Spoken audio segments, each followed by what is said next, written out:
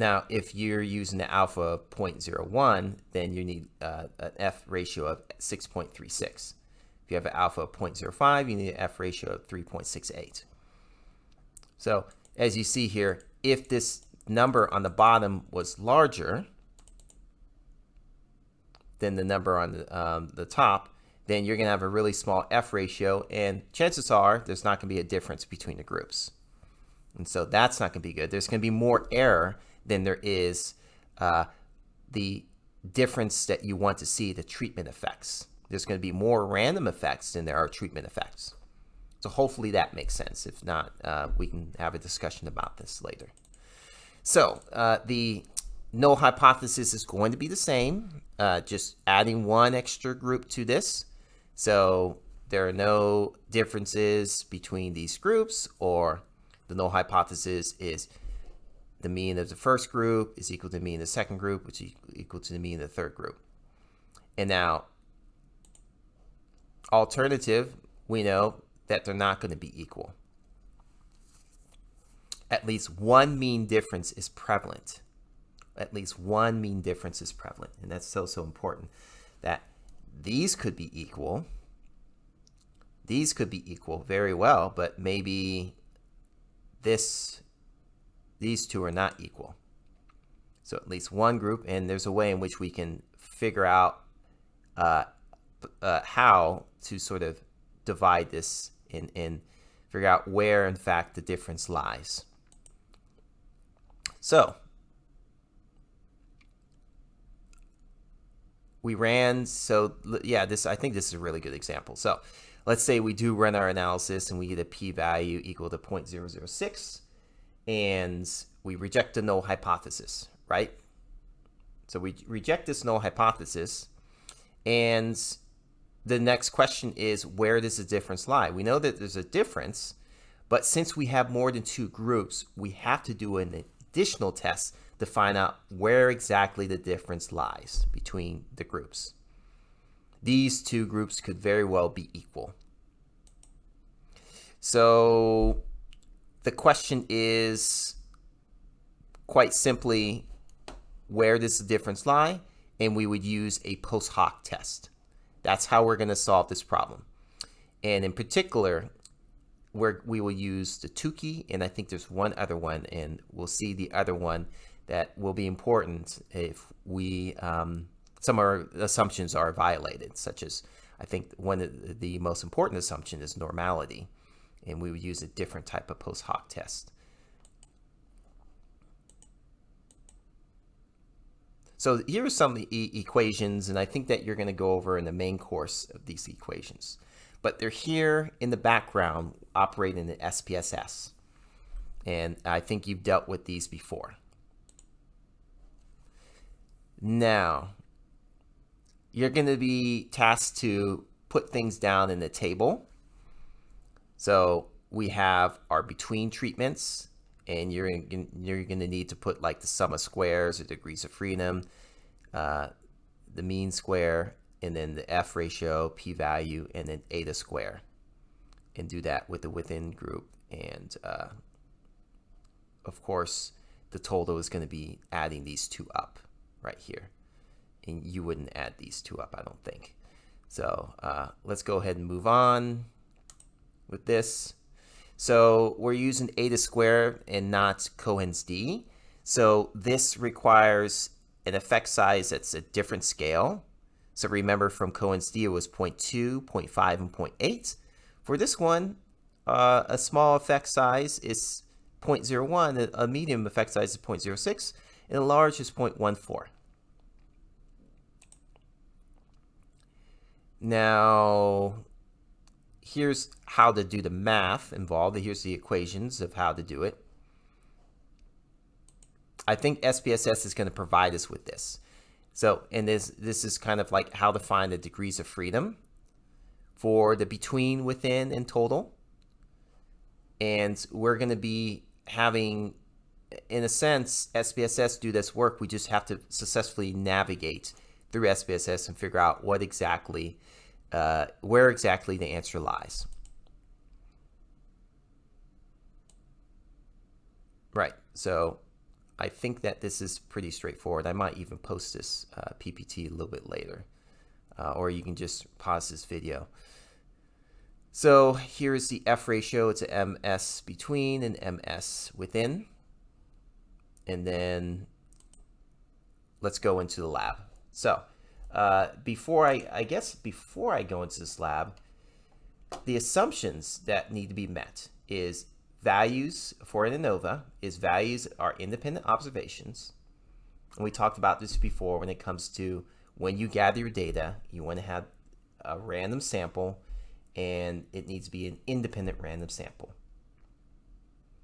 That's just kind of a given, and it will say it in the description of the assignment. Like in this assignment, really what should have been said is researchers wanted to investigate the effect of a new diet pill on weight loss. They collected a random sample of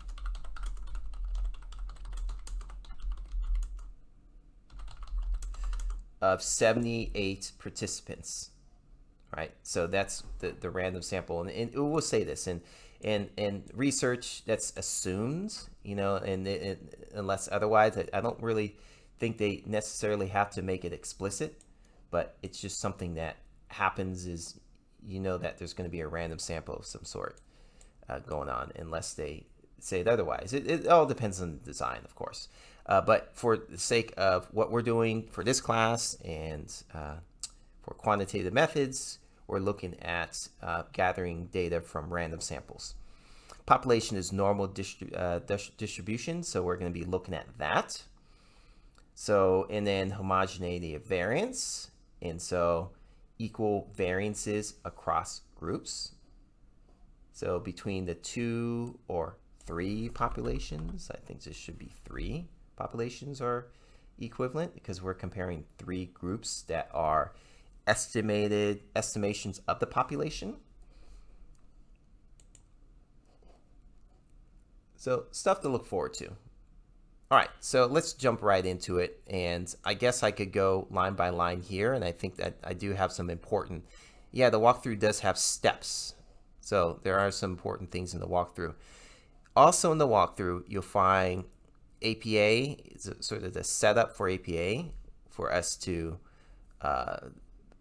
write down our answers at the end of this assignment. You have this APA setup.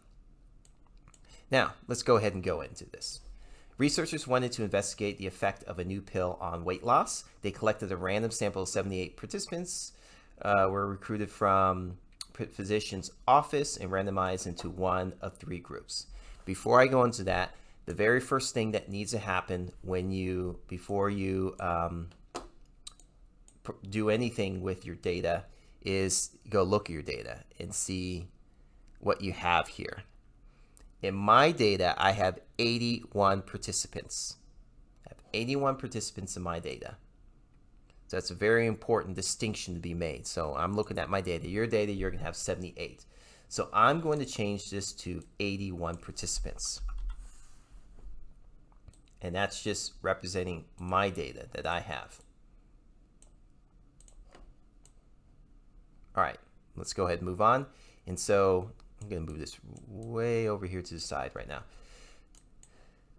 Group 1 received diet pill in question. Group 2 received a placebo pill, the control. Group 3 received the diet pill in addition to being put through an exercise regime. So we have these 3 groups. And if we were to go back here to this example, let me see, where do I have it? And if I was to change this around just ever so slightly, I'm just going to cross this out. And I'm going to say, well, we have our first group, which is the diet pill.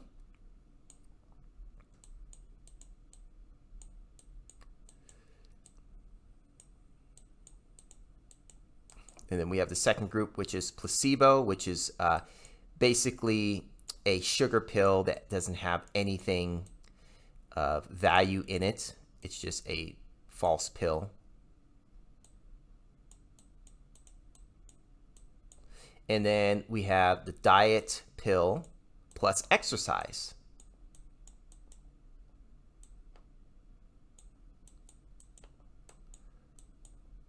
Plus exercise. And I apologize for my handwriting not being the best. It's really hard to write with this mouse. There we go. All right, so this is the plus sign. So we have these three conditions.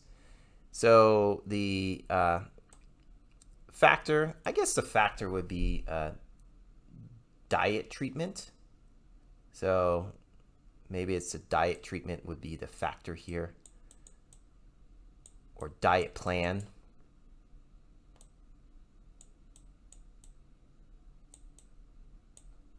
So what type of diet plan do we have? Are people given a diet pill? Are they given nothing? Or just a fake pill? Or they think that they're getting something, but they're not? It's just a sugar pill? Or are they getting the diet pill plus exercise? What type of diet plan are they on? That's the independent variable. That's the factor, I guess. So let's see. Let's move on. Weight for each participant was recorded at the beginning of the pre-weight of the intervention and again at the end, the post-weight. Very, very important. So we have pre-weight and we have post-weight, and that was our repeated measures that we looked at before. Weight loss was calculated by subtracting the participant's pre-weight from the post-weight. Using the data set provided, run a one-way ANOVA on SPSS and answer the following questions. So again, they wanted to investigate the effect of a new pill on weight loss. So they're looking at these three conditions, and the dependent variable in this case is going to be weight loss. How much weight did they lose? How much weight did they lose? Very, very important question. And this should be pretty straightforward. Right here, state the research question. You're basically restating what was done here in the description and making it into more of a research design. So you're talking about the IV and the DV and what's going to happen, what they're asking here, right? What are they asking here? I'm going to move on because we've looked at this before and maybe we can talk one-on-one on this. State the independent variable and the dependent variable. Be sure to state the levels of the IV. We've already done that. And I think if you do this first, then it's easier to formulate this research question. State the null hypothesis and alternative hypothesis. We've looked at that in this sort of PPT that I made. Let's go ahead and move on.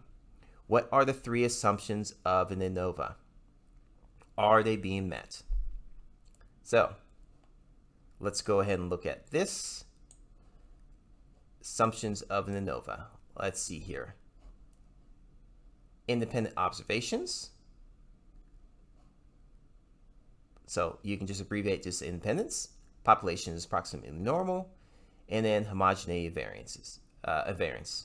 So those are the three assumptions. What we're going to do with this is we are going to figure out how to test this. That is something that's so important. And looking at this is figuring out what would be a legitimate way to test this in order to make sure that we have a good data set. If we have a really good data set and our assumptions are really good data set is partly reflected on our assumptions being met.